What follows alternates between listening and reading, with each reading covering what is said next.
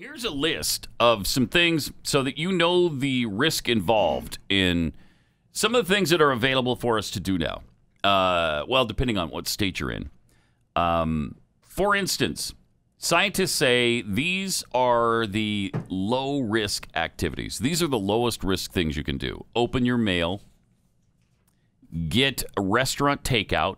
So you drive to the restaurant, pick it up, take it home. Or you get to know. I mean, we've had food delivered, and they set it in front of your door and step back 80 feet, and then wait till you get it. Right. They put your pizza on the ground. Yeah. Come get it. Filling up your car, low risk.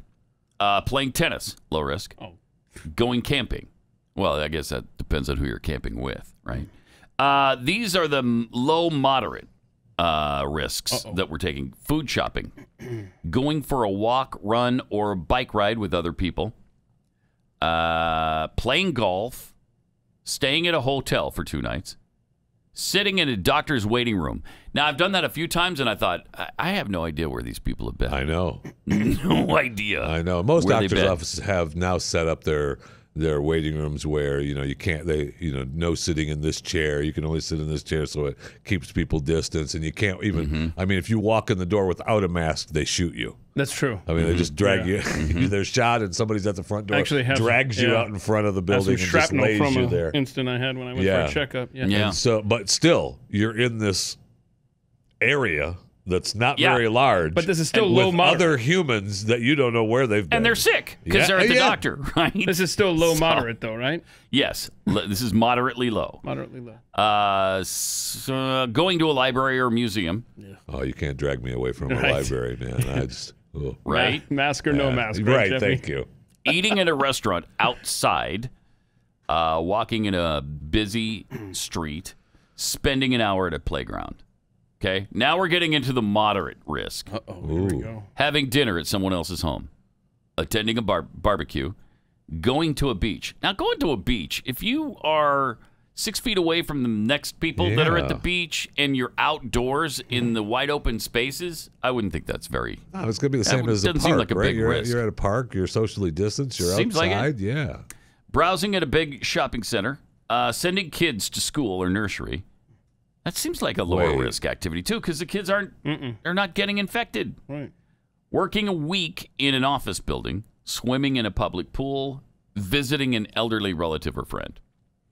Now, these are moderate to high risk. Here we go. Going to the hairdresser or barbershop. Nancy. I've done that. I've gotten my hair cut. Yeah. Have you gone out to get your hair cut? Yes. Yeah, I have too. I think once or twice since the lockdown. Eating at a restaurant inside. What's a haircut, guys? Attending a wedding or funeral. I've done that too. Ooh. I attended a wedding. Yeah. And so did you. And so did you. Yeah. We were all at that wedding, and there were 1 million people there, and none of us got it. I guess, right? And I was concerned. I was too. I was with you on that. About that. I was too, because that was the first time that I had been any place that was like normal. Yeah, nobody wearing a mask and everybody jammed together. Yeah, we were all together. It was in a chapel and then a dining hall, and it just felt and nobody like, socially distanced. Everybody was hugging each other. I was It was like old times. Really creeped out. Don't forget there was that. It was really normal, and it felt weird. There was that picture where we all had to stand behind the chapel. Right. We're all next to each other. That was fun, right? And so that was a moderately high risk. Yes, it was. I thought it was more than moderate. I did too. I did too. I was nervous. I went home and hosed off for like 8 hours, man. Just because you were with me? Yes. Huh. Traveling by plane, playing basketball, playing football, hugging or shaking hands. Okay. Yeah. I mean, that's obviously dangerous. And I think all these probably apply to like just the seasonal flu. Sure. Right? Yeah, probably. Yeah. Except that, COVID isn't the flu, right? I mean, it's just worse, probably. Right. A little bit worse. Now, these are all high risk. Eating at a buffet. I can't imagine doing that right now because all the food's out there open. People have coughed on it. People have touched it. I wouldn't do that. And this is not a good time for Chuckarama or what's the other buffet place that everybody goes to or they advertise all the time? Yeah, I know. You know? Yes. Them. Whoever they are. I don't want to say their name because I'm going there. I don't want other people to go there. Well, because they'll take all the food? Yeah. Working out at a gym, that does seem high risk to me. Going to an amusement park. Going to the cinema, which I'm going to do again tonight. Attending a large music concert. Going to a sports stadium. Attending a religious service with 500 people or more. And going to a bar are the most dangerous things you can do right now. Huh. That's really just interesting. Yeah. That is interesting. And yet it feels like to me that those are all things that you should be able to make a decision on your own. Yes. Wait, whoa. Yes. What are you, an American? It feels like, you know what, I'm not going to do that, or I am going to do that, and I will take my personal chances. Exactly. But it's your choice. It's not mandated by the government in any way, shape, or form. Yeah, wouldn't that be nice? If we were all treated like adults, what would that be like? I can't even imagine it. Right? That's ridiculous. Can't let us make our own mind up. What if somebody does the wrong thing? Yeah. Oh, and you mess the whole thing up. What are you, living in February? Right? We were just telling you about some of the high-risk activities and some of the lower-risk activities. The Babylon Bee has also compiled a list. Yeah. And you should live by this. Yeah, we can follow along at Pat Unleash, tweeting these out right now. This is probably a better list than the one we just read you. more comprehensive, I'd say. Here's some unsafe activity. Here's an unsafe activity: worshiping in a small church. A safe activity would be rioting in a massive crowd. Thank you. An unsafe activity: hugging grandma. Okay. Safe: screaming at grandma outside a Trump rally. Yeah. Unsafe: a sporting event. Safe: a sporting event where athletes are kneeling in protest. Unsafe: shopping at a small business. Safe: looting a small business. Unsafe: licking doorknobs. Yeah. Safe, though: licking doorknobs to protest systemic racism or something. Walking through restaurants without a mask, unsafe. Sitting at a table in the same restaurant without a mask. Yeah. That's a real thing. I know. That's what they actually do. In fact, they never pay attention. Once you're inside the restaurant, once you've gone from the door to the table with the mask, you can do anything you want at that point. Yeah. You can run around naked in there if you want. They don't care. No, you can't, Jeffy. Please don't.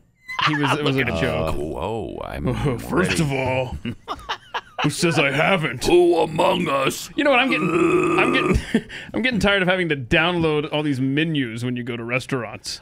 I think that's kind of cool. Oh, no. With the little barcode there, and then you take a picture of it, and the menu comes up. Menu pops up. I like it. I don't want to touch your filthy menu right now. I don't want to. That's where you wash your hands. I don't want to touch your filthy menu. I don't. I'm Have sorry. you used that line before? Sticky, filthy, nasty menu. Ugh. Yeah. And it's always bothered me, not just in the COVID era. But because, they don't, sometimes they're filled with food. What kind of restaurants are you going to, man? Crappy ones, apparently, where they don't clean their menus. Let's see. Unsafe activity: getting hair done if you're a filthy peasant. Yeah. Safe, though, getting your hair done if you're Nancy Pelosi, of course. Thank you. Hanging out on a Florida beach alone is unsafe. Being locked inside a New York nursing home is safe. Unsafe going to a funeral. Safe going to a cemetery to harvest mail-in votes. That's safe. That's good. Going outside and enjoying life is unsafe. Staying inside and slipping into a deep depression is safe. That's safe.